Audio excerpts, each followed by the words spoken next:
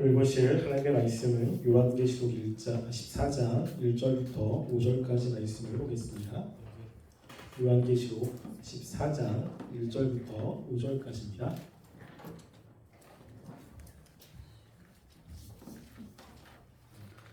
한 절씩 교독하겠습니다.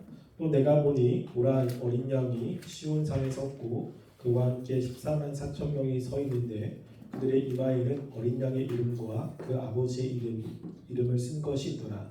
내가 하늘에서 나는 소리를 들으니 나는 물소리와도 같고 큰 물소리와도 같은데 내가 들은 소리는 검은 고 타는 자들 그 검은 고를 타는 것 같더라. 그들이 보좌 앞과 내 생물과 장조들 앞에서 새 노래를 부르니 땅에서 속량을 받은 14만 4천 밖에는 능히 이 노래를 배울 자가 없더라. 이 사람들은 여자와 더불어 더럽히지 아니하고 순결한 자라 어린 양이 어디로 인도하든지 따라가는 자며 사람 가운데에서 생명함을 받아 처음 익은 열매로 하나님과 어린 양에게 속한 자들. 읽겠습니다. 그 입에 거짓말이 없고 흠이 없는 자이더라. 아멘. 우리가 이 세상에서 우리가 원하는 것을 하기 위해서는 우리의 삶에 있는 여러 가지 싸움에서 이겨야 합니다. 우리가 건강해지기 위해서는 바이러스와 싸움에서 이겨야 되죠. 만약에 싸움에서 지면 우리는 건강하게 살 수가 없습니다. 또 우리가 다이어트를 한다라고 했을 때는 게으름과 식욕과의 싸움에서 이겨야 됩니다. 그것을 이기지 못하면 우리가 원하는 것을 얻을 수가 없습니다. 우리가 고등학교에서 대학교로 진학할 때도 여러 가지 경쟁 속에서 살게 되고 취업이나 또 결혼 여러 가지 것들이 우리의 삶에 경쟁이 있는 데가 많죠. 그런 곳에서 우리가 승리해야 우리가 원하는 것을 할 수가 있습니다. 근데 이런 것은 신앙생활도 마찬가지입니다. 우리가 신앙생활을 열심히 하려고 하면 참 어렵다라는 생각을 아마 할 겁니다. 그냥 신앙생활을 대충 하면 너 신앙생활 하는 게 뭐 어려워. 그냥 와가지고 예배드리면 되고 그냥 와가지고 그냥 하면 되지 라고 생각을 하겠지만 정말로 내가 하나님을 위해서 하나님의 말씀 가운데 살려면 야 너무 어렵다 라는 생각을 할 겁니다. 그래서 분명 설교 시간에는 신앙생활 하면 행복하고 신앙생활 하면 무엇인가 삶에 그런 주시는 은혜들이 풍성하다고 이야기하는데 실제로 신앙생활을 할 때 어려움이 경험하면서 혼란을 느끼는 사람들이 있습니다. 그래서 목사님 왜 이렇게 신앙생활이 힘듭니까? 좀 편안하게 하면 안 됩니까? 라고 생각을 하고 또 실제 어떤 사람은 그렇게 편안하게 하려고 애를 쓰는 사람들이 있습니다. 근데 신앙생활이 어려운 게 당연한 겁니다. 이게 왜냐하면 이 교회의 특성 가운데 하나가 지상의 교회와 천상의 교회가 있는데 이 지상의 교회는 우리가 교회라고 하는 개념이 예수님을 믿는 사람들의 모임이라고 이야기를 했잖아요. 그래서 이 세상에 살고 있는 사람 가운데 예수님을 믿는 사람들의 모임을 지상의 교회, 그리고 이전에 예수를 믿었다가 이제 하늘에 올라간 사람들을 천상의 교회라고 이야기를 합니다. 오늘 나오는 말씀이 천상의 교회에 대한 말씀이 나옵니다. 그래서 14만 4천 명이 그 이마에 어린 양의 이름이 쓰여졌고 그 아버지의 이름이 쓰여졌다라고 이야기를 하죠. 14만 4천 명은 숫자적인 14만 4천 명이 아니라 상징적인 숫자입니다. 그래서 14만 4천은 12 곱하기 12 곱하기 1000으로 보통을 보거든요. 그래서 10이라고 하는 건 예수님의 제자의 숫자, 그리고 구약의 이스라엘 백성의 숫자죠. 즉 12는 하나님의 백성들의 숫자입니다. 그래서 14만 4천은 12 곱하기 12, 구약에 있는 하나님의 백성들, 신약의 하나님의 백성들을 상징하고 있고, 그리고 1000이라고 하는 것은 많다라고 하는 뜻입니다. 그래서 구약과 신약의 하나님을 믿는 사람들이 많이 있다라는 것이 14만 4천 명에 들어있는 상징적인 내용입니다. 근데 그런 14만 4천 명이 이제 하늘에서도 함께 모여서 그리고 교회를 형성하고 있는 모습이 있죠. 그래서 우리가 이 땅에서 신앙생활을 하다가 하나님의 부름을 받아 이제 돌아가시고 하늘에 소천한 사람들의 모임, 천상의 교회는 특징이 승리한 교회라는 특징이 있습니다. 그래서 그곳에는 더 이상 싸움이 없습니다. 싸움이 없고 그것에는 그 하나님이 주시는 은혜로 충만하게 됩니다. 그런데 우리가 하나님이 부르시기 전에 이 땅에 호흡을 하며 살아가는 사람들의 모임인 이 지상의 교회의 특징은 바로 전투하는 교회라는 특징이 있습니다. 그래서 우리가 신앙생활을 할 때 그렇게 힘들고 그렇게 많은 싸움들이 있는 거지요. 그래서 우리가 전투하는 교회가 이 지상의 교회의 특징이기 때문에 싸움이 없을 수는 없어요. 나는 신앙생활을 하는데 싸움이 없다라고 한다면 둘 중에 하나입니다. 첫 번째는 구원받은 사람이 아닌 가능성이 있고요. 그럼 싸움이 없습니다. 왜냐하면 마귀가 자기 편을 힘들게 할 일은 없죠. 두 번째는 하나님의 백성이긴 하지만 마귀한테 완전히 져서 이 마귀의 꼭두가시 노를 하면 싸움이 없습니다. 그런데 우리가 하나님 말씀대로 살려면 싸움이 있을 수밖에 없어요. 그래서 여러분들이 은혜를 받고 예를 들어서 내가 이제부터 말씀을 좀 읽어야겠다, 아니면 기도를 좀 해야겠다 라고 생각을 한다면 그 다음부터 말씀을 읽지 못하고 기도하지 못하는 상황들이 계속 펼쳐집니다. 희한한 거예요. 그 전주는 괜찮았는데 내가 이제 말씀대로 살려고 마음을 먹은 그 순간부터 내가 원하는 것들을 하지 못하는 상황들이 벌어지게 되고 마음 상태가 달라지는 거예요. 짜증이 막 나기 시작하는 거죠.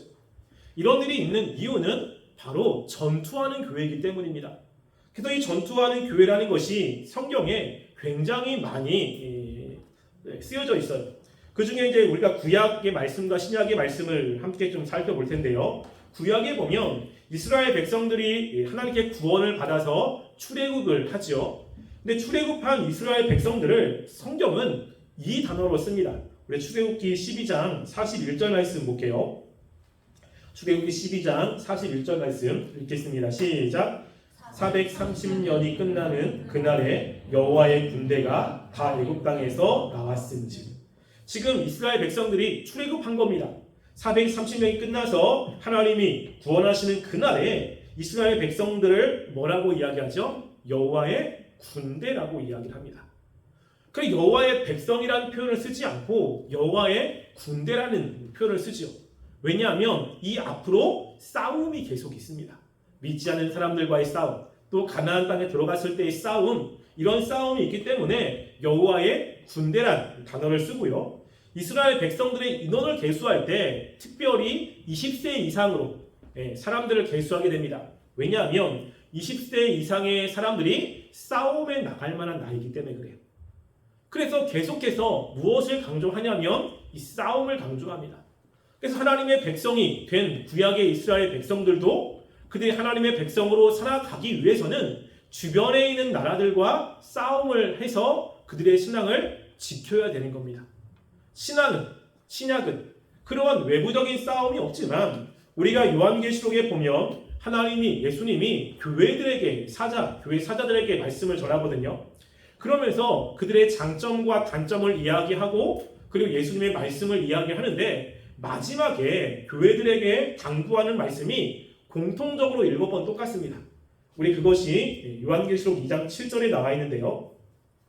요한계시록 2장 7절 말씀 함께 읽어보겠습니다. 시작. 귀 있는 자는 성령이 교회들에게 하시는 말씀을 들을지어다.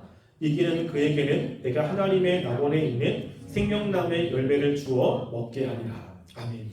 지금 귀 있는 자는 성령이 교회들에게 하시는 말씀을 들어라. 즉 예수님의 말씀을 들으라고 하는 겁니다. 예수님이 각 교회마다 하시는 그 말씀들을 잘 듣고 이제 어떻게 살아가야 되죠? 이기는 자다. 이제 싸움이 있다는 겁니다. 하나님의 말씀을 지키려면 이제 내부적으로 외부적으로 싸움이 있는데 이기는 자가 하나님이 약속하신 그 열매들을 얻게 되는 거예요. 그래서 그 앞에 내용이 후렴구처럼 똑같아요. 귀 있는 자는 성령이 교회들이 하시는 말씀을 들을지어다. 이기는 그에게는 이라고 하는 여기까지가 7개 교회에 공통적으로 있습니다. 그리고 그 다음에 약속은 교회마다 이제 상황에 따라서 다르게 주어집니다. 그러니까 우리가 하나님의 약속들을 경험하려면 어떤 일이 벌어지죠? 말씀을 듣고 깨달았습니다. 깨달은 것만 가지고 되는 게 아니라 그것들을 가지고 싸워야 되는 거예요. 싸워서 승리하면 얻는 거고 승리하지 못하면 못 얻는 일이 있다는 겁니다. 그러니까 신약의 하나님의 백성들의 모임인 이 지상의 교회의 특징은 전투가 있어요. 전투가.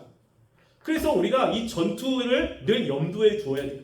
교회 안에 들어오면서 무엇인가 이거를 받기를 원하는 마음만 있다면 실수하는 겁니다. 그리고 시험에 들게 되는 거죠. 왜냐하면 이 하나님의 백성들은 이 싸움이 늘 있기 때문이죠. 그래서 요한계시록에서 하나님의 백성들과의 싸움, 그 싸움을 여러 가지로 이야기를 하는데 누구와의 싸움이 있습니까? 바로 이 마귀와의 싸움이 있어요. 그 요한계시록 12장 17절 말씀 한번 볼까요? 자, 요한계시록 12장 17절 말씀 함께 읽어보겠습니다. 시작. 용이 여자에게 분노하여 돌아가서 그 여자의 남은 자손 곧 하나님의 계명을 지키며 예수의 증거를 가진 자들과 더불어 싸우려고 바다 모래 위에 서 있더라. 여기 보면요, 용이라고 하는 대상이 나오죠. 이 용은 사단을 이야기합니다. 그래서 이 용이 옛뱀이라고 하는 그 뱀인데, 즉 창세기 3장에 나오는 뱀이 지금 요 대상이에요. 그러니까 용이 여자에게 분노하여 라고 이야기할 때 그 여자는요, 교회를 상징합니다. 그래서 그 교회에 남은 자손들, 즉 이 땅에 있는 교회의 사람들을 이야기하는데, 그 사람들의 특징이 뭐냐면 하나님의 계명을 지키며 예수의 증거를 가진 자. 우리 하나님의 계명들을 지키잖아요. 그리고 예수님을 믿고 그 예수님을 전하는 사람들이죠. 그러니까는 지상의 교회를 이야기를 하는 거예요. 지상의 교회와 더불어 싸우려고 바다 위에 서 있더라 라고 이야기합니다. 누가요? 마귀가 있어요. 그러니까 이 땅에 마귀가 존재하는 이상 하나님의 백성들은 공격을 받을 수밖에 없습니다. 그런데 이 마귀가 혼자만 이렇게 싸우는 게 아니라 자신과 함께 싸우는 동료들이 있습니다. 여러분, 우리 하나님이 삼위일체로 계시죠. 성부, 성자, 성령 하나님으로 계시는데 이 마귀가 하나님이 아닌데 하나님처럼 이 세상을 다스리고 싶은 겁니다.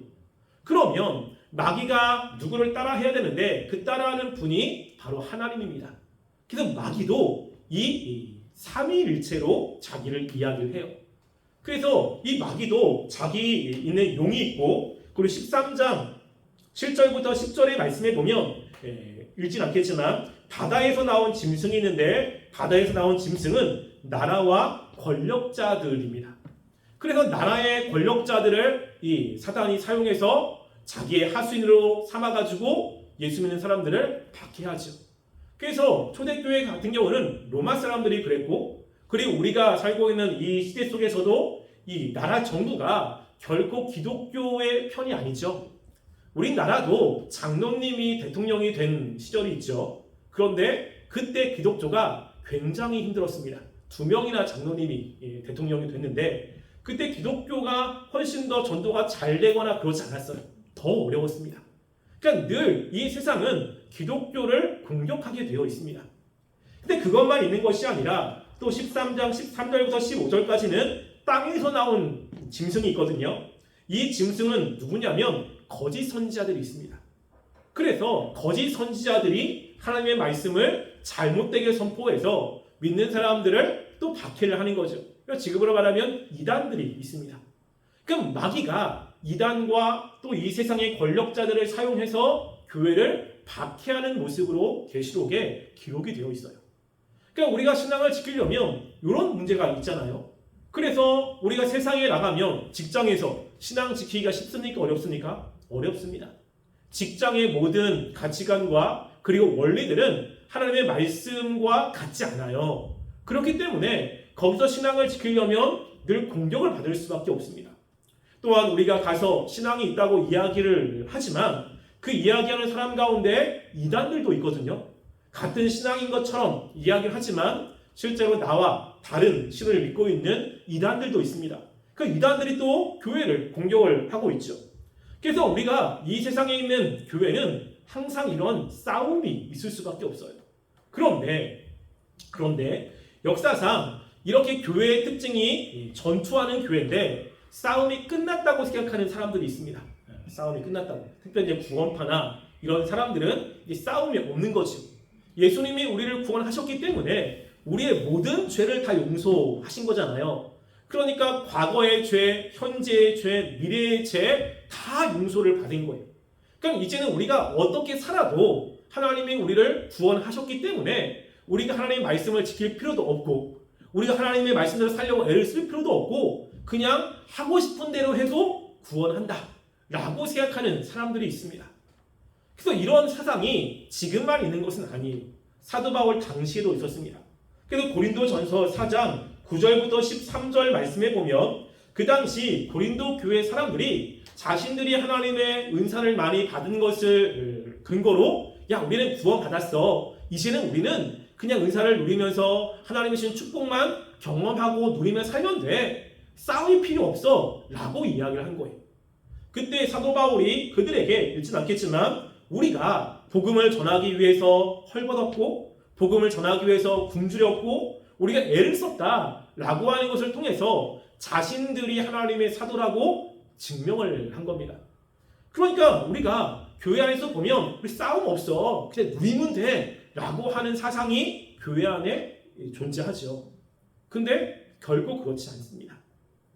왜냐하면 하나님의 교회를 만들었을 때 이 교회는 하나님의 백성들이고 하나님의 백성들을 말씀대로 살지 못하게 하는 악한 영들이 있을 수밖에 없기 때문입니다. 그래서 우리가 그것을 염두에 두셔야 돼요. 자, 그때 우리가 이제 싸움을 잘 하려면 이 싸움의 대상을 알아야 되잖아요. 싸움의 대상. 우리가 이제 계시록에는 크게 이제 세 종류의 이 영적 싸움의 대상을 이야기하죠. 사단, 그리고 이 세상의 권력자, 그리고 또 하나는 거짓 선지자. 이거는 외부적인 큰 싸움의 대상입니다. 그런데 우리가 개인적으로 하나님의 말씀대로 싸우려고 했을 때 그 우리의 싸움의 대상이 조금 구체적으로 조금 달라요. 이게 구체적으로. 그래서 어떻게 다르냐면 마귀는 똑같습니다. 그래서 야고보서 4장 7절 말씀 한번 읽어볼게요. 야고보서 4장 7절 말씀. 자, 야고보서 4장 7절 읽겠습니다. 시작. 그런즉 너희는 하나님께 복종할지어다 마귀를 대적하라. 그리하면 너희를 피하리라. 아멘. 여기 보면요, 마귀를 대적하래요. 우리는 마귀와의 싸움을 싸워야 돼요. 근데 마귀가 안 보이죠. 마귀가 우리한테 눈에 보이는 모습으로 나와서 우리와 싸우지 않습니다. 대신 마귀는 아담을 속인 것처럼 뒤에서 숨어가지고 우리에게 싸움을 걸어옵니다. 그래서 그 싸움을 걸어오는 그 대상이 두 가지로 생각을 해야 돼요. 첫 번째는 이것이 세상이라고 하는 겁니다. 그 요한복음 15장 19절 말씀을 읽어볼게요. 요한복음 15장 19절 말씀 함께 읽어보겠습니다. 시작. 너희가 세상에 속하였으면 세상이 자기의 것을 사랑할 것이나 너희는 세상에 속한 자가 아니요 도리어 내가 너희를 세상에서 택하였기 때문에 세상이 너희를 미워하느니라. 여기 보면요, 예수님이 말씀을 하는 거예요. 너희가 세상에 속하였으면 세상이 자기의 것을 사랑했기 때문에 너희를 사랑한다. 근데 너희는 세상에 속하지 않았다라고 이야기를 하죠. 여기서 이야기하는 세상은 우리가 눈에 보이는 이 만물을 이야기하는 것이 아닙니다. 여기서 이야기하는 세상은 바로 죄악이 충만한 죄악으로 움직이는 이 세상의 원리들을 이야기하는 거예요. 그래서 이 세상에 하나님의 뜻대로 움직이는 것이 아니라 하나님의 뜻에 거슬려서 움직이는 일들이 되게 많죠. 요즘에 우리가 싸우고 있는 동성애도 이제 그런 것 중에 하나잖아요. 동성애. 그러니까 우리가 직장에 가서든 또 사람을 만나든 우리와 다른 세계관을 가지고 이야기하는 사람들이 분명히 있습니다. 죄악된 사람들. 그러니까 그것과 싸워야 되는 거예요. 우리는 그 세상에서 건짐을 받아 하나님의 백성답게 살게 하기 위해서 선택함을 받았습니다. 그런 사람들이 세상에 가서 이 하나님의 말씀에서 벗어난 원리와 원칙들을 지키는 사람들과 우리가 싸울 수밖에 없는 거예요. 그들과 관계 속에서 어려움을 당할 수밖에 없습니다. 여러분, 그런데 그 어려움이 보통 문화가 있잖아요. 세상에는 세상의 문화가 있고 기독교는 기독교 문화가 있죠. 그런데 이 세상의 원리 중에 하나는 소수의 문화를 핍박하는 문화가 있습니다. 그래서 다수의 문화가 소수의 문화를 인정하지 않습니다. 그래서 소수에게 자신의 문화를 따라오라고 압박을 하는 거예요. 근데 이 세상에 예수 믿는 사람들보다 예수 믿지 않은 사람들이 훨씬 더 많아요. 그들이 서로 이야기하면 비슷한 생각을 하거든요. 세상의 삶의 목적은 돈 버는 것이고 높은 지위에 올라가는 것이고 잘 먹고 잘 사는 거잖아요. 근데 예수 믿는 사람들의 삶의 목적은 무엇입니까? 여러분 말고 예수 믿는 사람들의 삶의 목적은 무엇이죠? 하나님의 영광을 위한 것이에요. 좀 어렵고 힘들어도 하나님의 뜻대로 살아가는 거거든요. 내가 조금 가난해도 하나님의 드러날 수 있다면 그 길을 가는 것이 예수 믿는 사람들의 삶의 목적이죠. 그러니까 세상 사람들과 이야기할 때 이야기가 잘 안 통합니다. 근데 나는 이렇게 사는 것이 내 목적이야 라고 했을 때 그렇게 세상 사람들이 야 그래 내가 너의 목적을 존중해 줄게 라고 이야기하지 않습니다. 자꾸만 우리를 설득하는 거죠. 야 그거는 바보 같은 짓이야. 야 어떻게 그렇게 살아? 야 그렇게 하면 너 죽어. 야 그런 것은 야, 무식한 사람들이야 라고 이야기하면서 조롱을 하게 됩니다. 왜냐면 그들의 상식 속에서는 우리의 원리가 이해가 되지 않기 때문에 그렇죠. 그러니까 우리가 말씀대로 살려면 이렇게 우리를 공격하는 이 세상의 힘과 싸워서 이겨야 되는 겁니다. 이게 지면 말씀대로 살 수가 없는 거죠. 이게. 근데 또 하나의 싸움이 있습니다. 그거보다 아마 조금 더 힘든 싸움일 수도 있는데 그게 어떤 싸움이냐면요. 자신과의 싸움이 있어요. 자신과의 싸움. 갈라디아서 5장 16절과 17절 말씀해 보면 거기에 두 가지 소욕이 나옵니다. 하나는 성령의 소욕이 나오고 또 하나는 육체의 소욕이 나오는 거죠. 여기 육체도 어떤 의미냐면 우리의 몸을 이야기하는 것이 아니라 우리 안에 하나님의 말씀대로 살지 못하게 하는 우리의 옛 본성들이 있죠. 이것을 육체라고 이야기하는 거예요. 이 세상만 있는 것이 아니라 여러분 마음속에 하나님을 믿기 전에 가지고 있었던 죄악된 성품들이 있습니다. 그 죄악된 성품과 싸우는 것이죠. 대표적으로 교만함과 게으름도 있잖아요. 그래서 여러분들이 예를 들어서 예배에 나오고 싶습니다.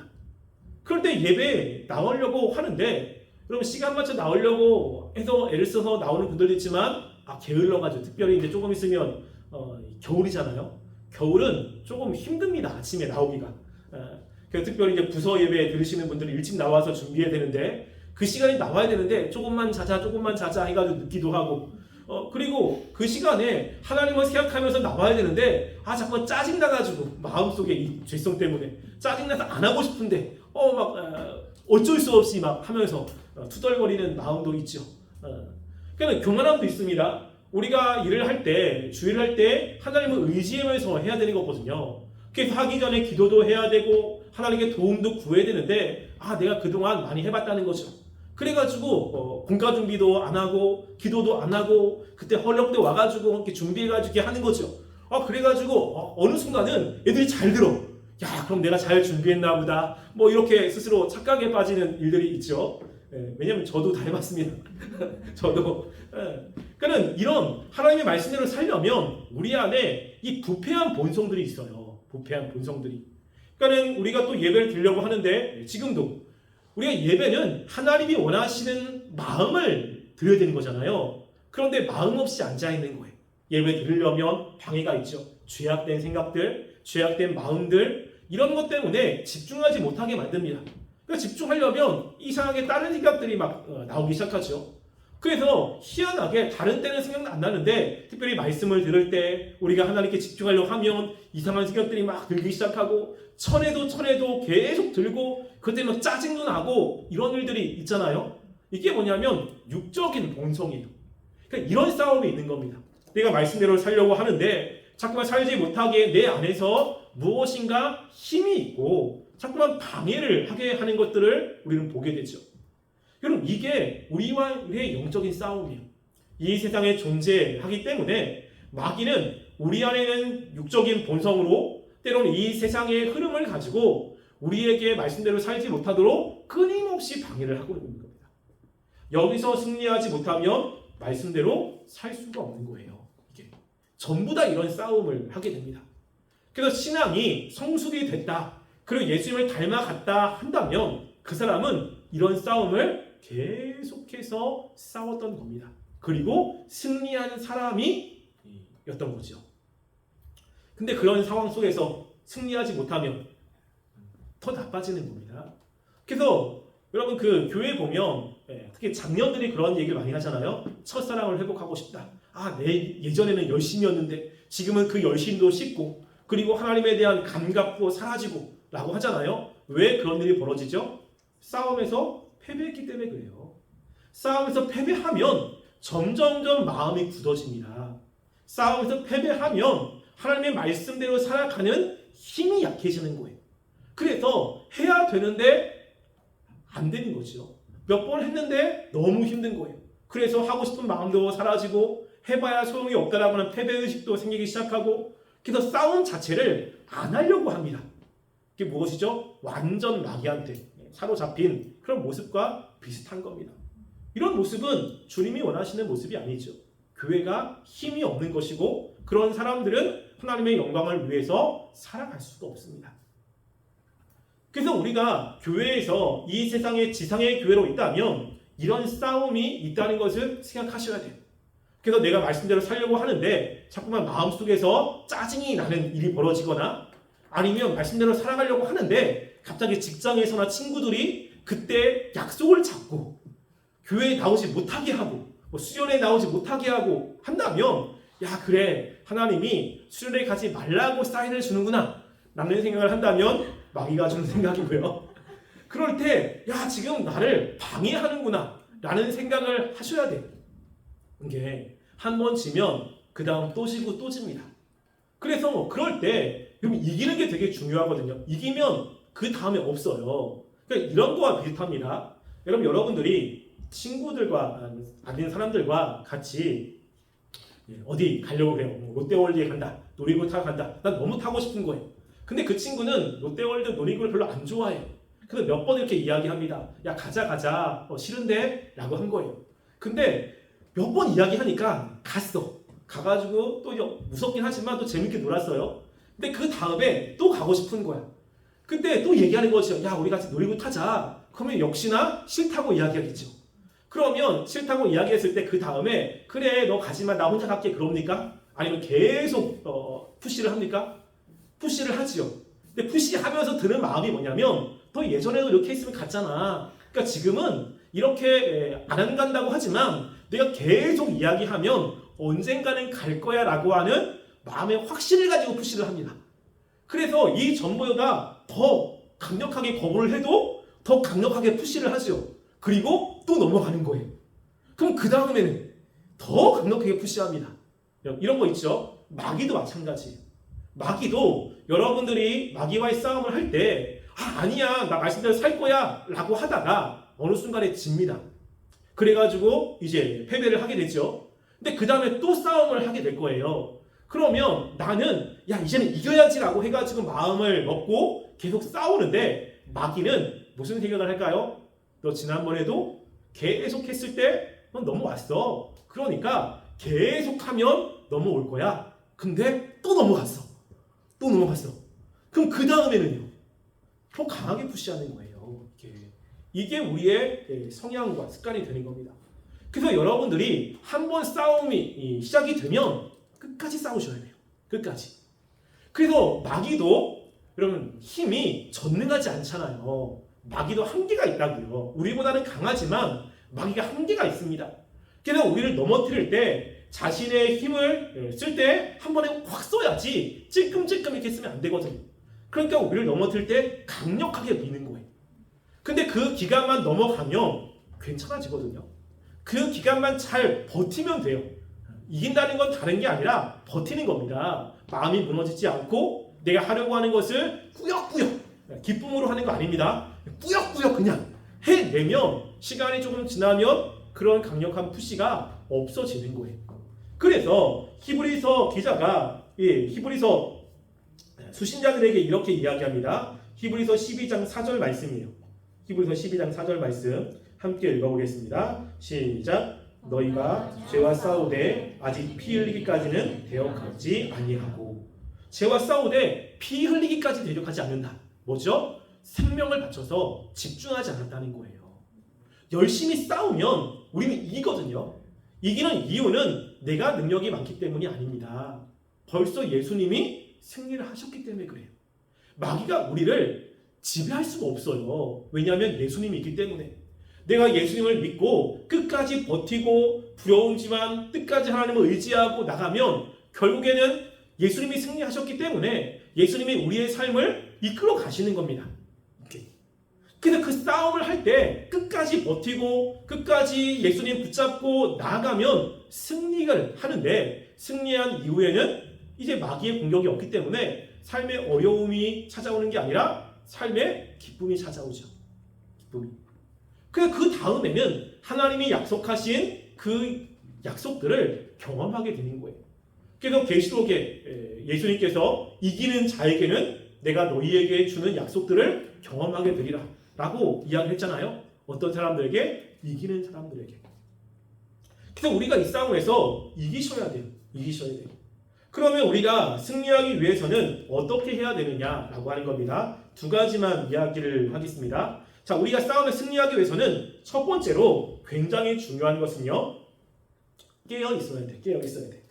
우리 베드로전서 5장 8절 말씀 한번 읽어볼게요. 베드로전서 5장 8절 말씀 함께 읽어보겠습니다. 시작. 근신하라 깨어라 너희 대적 마귀가 오는 사람같이 두루 다니며 삼킬 자를 찾나니. 아멘. 여기 보면 근신해라 깨어라 라고 이야기합니다. 그러니까 마귀가 공격해 오는데 깨어 있어야 돼요.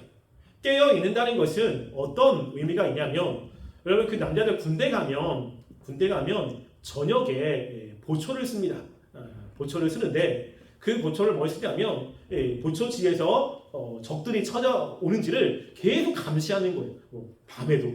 그래가지고 조금만 이렇게 부시작 소리가 나면 거기가 누가 그랬는지 확인을 하고, 그리고 전화를 해서 거기에 맞게 대비를 하는 거죠. 그러니까 깨어있는다는 것은 그거예요. 분명히 마귀는 우리를 공격해 오거든요.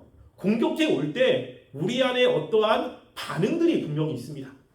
적들이 찾아올 때 지푸라기가 흔들리거나 소리가 나거나 아니면 무엇인가 움직임이 감지가 되는 것처럼 마귀가 우리를 공격해 올 때 여러분의 내부에 어떠한 반응들이 있어요. 반응들. 그 반응 중에 제일 많은 건 짜증이 되게 많고요. 그리고 화나는 것도 있고요. 게으름도 있고, 그리고 뭐 하나님께 기도해봐야 안 된다라는 불신앙도 있고, 이러한 내부에 마귀가 하는 어떠한 반응들이 있습니다. 여러분 그런 반응을 바로 인식하는 거예요. 바로. 지금 공격해 오는데 지금 공격이 오는구나라는 것을 깨달아야 되잖아요. 그래서 거기에 맞게 대비를 해야 되는데 그거를 대비하지 못하는 거예요. 여러분 예수님의 제자들이 그렇잖아요. 겟세마네 동산에서 예수님 하나님의 때를 알았어요. 그래서 이제 마귀가 공격해 오고 그 어려움이 있다는 것을 알아서 기도하라고 했는데 제자들이 그 시간에 기도하지 않았습니다. 그럼 제자들이 그때가 조금 위기라는 것을 인식할 수 있는 여러 요인들이 있었어요. 그 요인 중에 하나가 뭐냐면요, 예수님이 제자들과 함께 밤늦게까지 기도한 적이 없습니다. 예수님은 평상시에 혼자 새벽에 일어나서 기도하셨지 그렇게 밤늦게까지 제자들에게 나를 위해서 기도해달라고 한 적이 없어요. 그러니까 예수님이 그렇게까지 기도를 했다면 무엇인가 감지를 해야 되는데 제자들은 그것이 감지가 안 되는 거예요. 너희는 똑같은 일상이지. 그 예수님이 그렇게 그냥 기도하니까 그냥 예수님이 기도하고 우리는 피곤하니까 그냥 잔 겁니다. 그래서 예수님께서 보니까 자고 있는 거죠. 그는 제자들에게 이야기하잖아요. 시험에 들지 않게 깨어서 기도해라 라고 이야기합니다. 그 시간에 깨어있지 못한 거예요. 지금 내 상황이 어떤 상황인지, 내 마음속에서 드는 생각들이 이 마귀가 주는 생각인지를 우리가 분별할 줄 알아야 됩니다. 그래서 여러분이 기도할 때 하나님 내가 깨어있게 해주세요. 내가 지금 드는 생각이 하나님이 주는 생각인지 마귀가 주는 생각인지, 내가 지금 갖고 있는 감정이 하나님이 주는 감정인지 마귀가 주는 감정인지를 분별할 수 있도록 해야 됩니다. 그게 있어야 싸움을 하죠. 적군인데 악으로 생각하면 안 되잖아요. 지금 위기의 순간인데 태평하면 문제가 되는 겁니다. 그러니까 깨어있는 것 굉장히 중요합니다. 두 번째는 사도 바울이 에베소 6장에서 길게 설명하는데 하나님의 전신갑주를 입어야 돼요. 여러분 마귀와의 싸움은 결단해서 되는 문제가 아닙니다. 그러니까 자꾸만 싸움을 진 사람들은 내가 의지력이 부족한가 보다 라고 생각을 하거든요. 의지적인 문제가 아니에요. 왜냐하면 마귀와 우리는 상대가 안 됩니다. 아무리 결단하고 아무리 다짐해도 이거는 불가능한 거거든요. 그래서 이거 마귀와의 싸움이기 때문에 의지를 가지고 되는 문제가 아니라 하나님이 주시는 무기를 가지고 싸워야 돼요. 그래서 사도 바울이 전신갑주를 입으라고 한 이유가 바로 그겁니다. 그래서 전신갑주가 굉장히 많은데 그 모든 것들이 무엇으로 압축이 되냐면 나중에 아마 이거 제가 설명할 겁니다. 전신갑주 뭐냐면 말씀이에요. 말씀. 진리의 허리띠, 그 의의 흉배, 구원의 투구, 평안의 복음의 신발, 그리고 믿음의 방패, 그리고 성령의 검 전부 다 말씀과 관련되어 있는 겁니다. 그래서 하나님의 말씀을 바로 알아야 돼요. 알아야 분별이 되죠. 알아야 하나님을 의지할 수 있죠. 알아야 이 마귀가 공격하는 그 공격이 무엇이 문제인지를 인식하게 됩니다. 알아야 내가 이 상황에서 어떻게 해야 되는지를 내가 바로 깨달을 수 있잖아요. 그는 전신갑주의 굉장히 중요한 내용은 하나님의 말씀이에요. 말씀을 가까이 하는 겁니다. 그래서 성경에 나올 때 어떤 순서가 있는데 순서는 굉장히 중요하거든요. 전신갑주의 가장 처음에는 진리의 허리띠입니다. 진리의 허리띠. 이게 첫 번째예요. 그래서 허리띠는 그 당시 로마인들이 띠는 띠인데 뭐냐면 그 당시 로마인들의 옷은 하나로 되어 있어요. 하나로 되어가지고 싸워야 되는데 통으로 원피스 입고 싸우는데 되게 불편하잖아요. 좀 빨리빨리 움직이려면 허리띠를 매야 됩니다. 그래야 민첩하게 움직일 수 있어요. 그러니까 그 순간순간마다 내가 상황에 맞게 잘 대처를 해야 되는 것이 첫 번째거든요. 근데 그 상황이 어떤지를 알아야죠. 그리고 대처를 할 때 어떻게 해야 되는지를 알아야 대처를 하지 않습니까? 그럼 말씀에 그게 있는 거예요. 말씀을 통해서 이런 것들이 죄의 또 마귀의 공격이다 라고 해서 이게 있으면 야 지금 마귀가 공격하는구나. 그러면 그때 어떻게 해야 되는지를 성경에 나와 있거든요. 그래서 하나님의 말씀을 가까이 하면 말씀에 대한 깨달음으로 현재 나의 상황을 분별할 수 있기도 하고 내가 지금 어떻게 해야 되는지를 알 수 있는 것입니다. 그래서 우리 하나님의 말씀을 가까이 하는 게 굉장히 중요해요. 그래서 우리가 승리하려면 지금 두 가지 이야기했습니다. 하나는 깨어 있어야 돼. 잠자고 있으면 안 됩니다. 그리고 두 번째는 말씀을 가까이 하는 겁니다. 그렇게 해서 우리가 마귀와의 싸움에서 이겨야 되는 겁니다.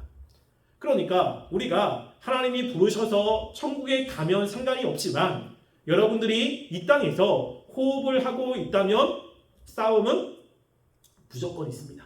무조건. 그래서 싸움이 있다라고 했을 때 야 역시 이 세상의 교회는 전투하는 교회구나. 이게 당연한 거구나. 이상한 게 아니구나 라고 생각하셔야 돼요. 신앙생활 하는데 여러 어려움이 많이 있다. 왜 나만 그래? 왜 나만 어려워? 라고 하는 게 아니라 이게 당연한 거구나. 그리고 이것을 이기면 되는구나 라고 생각을 하시면 됩니다. 그래서 여러분들이 신앙생활 할 때 이 지상의 교회는 전투하는 교회라는 것을 생각하셔서 이 전투가 있다는 것을 염두에 두시고 이 전투를 잘 해서 승리하는 삶이 되기를 간절히 소원합니다. 승리할 수 있으시죠? 네, 벌써부터 마음의 패배해서 너무 힘들어. 야, 나 정말 어떻게 하지? 네, 걱정하지 마세요. 하나님이 계속해서 은혜를 주십니다. 그래서 승리하는 삶이 되기를 소원합니다. 기도하겠습니다. 우리가 말씀을 생각하시면서 기도하겠습니다. 이 세상의 교회는 전투하는 교회입니다. 내가 원하던 원치 않던 싸움은 있습니다. 이 싸움에 승리하면 하나님이 주시는 풍성한 은혜들을 경험하는 것이고 이 싸움에서 패배한다면 우리의 삶은 피폐해지게 됩니다. 하나님, 우리가 이 싸움이 있다는 것을 인식하고 늘 깨어있어 또 전신갑주를 가지고 이 싸움에서 승리할 수 있도록 우리를 붙잡아 달라고 우리 함께 기도하겠습니다. 사랑하는 우리가 이 시간 주 앞에 기도합니다. 하나님, 우리가 정말 이 세상의 이 교회, 지상의 교회의 특징은 전투하는 교회입니다. 싸움이 있습니다. 마귀가 끊임없이 예수 믿는 사람들을 공격하고 주의 말씀대로 살지 못하게 끊임없이 방해합니다. 우리가 그런 상황들을 잘 분별하고 깨어있기를 원합니다. 하나님, 마귀가 공격할 때 지금 공격하고 있다는 것을 인식하고 또 그 순간에 어떻게 해야 되는지를 분명히 알아 우리가 바른 대처로 그 어려움들을 싸움을 잘 이길 수 있도록 도와주셔서 우리가 더욱더 주님을 닮아가게 하시고 또 하나님이 원하시는 주시는 풍성한 은혜를 경험하게 하여 주시옵소서. 사랑하는 하나님, 우리가 이 세상에서 믿음 생활할 때 여러 가지 어려움들이 있습니다. 그런 어려움은 나만 겪는 게 아니라 예수님을 믿는 모든 사람들이 당하는 어려움입니다. 우리가 이런 어려움이 있을 때 이것이 당연하다는 것을 생각하고 또 이 싸움에서 지지 않도록 늘 애쓰는 삶이 되게 도와주시옵소서. 늘 깨어있게 하시고 하나님의 주시는 전신갑주 이 말씀을 가까이에서 말씀을 통해서 이 싸움에 승리할 수 있도록 도와주시옵소서. 그래서 하나님의 주시는 그 풍성한 삶이 우리 가운데 풍성하게 또 많이 경험되게 하여 주시옵소서. 또 하나님께 나올 때 헌금을 드린 손길이 있습니다. 그 손길을 기억하여 주시고 더 많은 것으로 풍성한 것으로 채워주시옵소서. 지금은 우리 주 예수 그리스도의 은혜와 하나님의 사랑과 성령님의 교통하심이 하나님 영적인 싸움에서 늘 승리하여 하나님이 원하시는 모습으로 살아가길 원하여 고개 숙인 우리 청년부 머리 위에와 가정 위에와 이 세계 위에 지금부터 영원토록 함께 있을지어다. 아멘.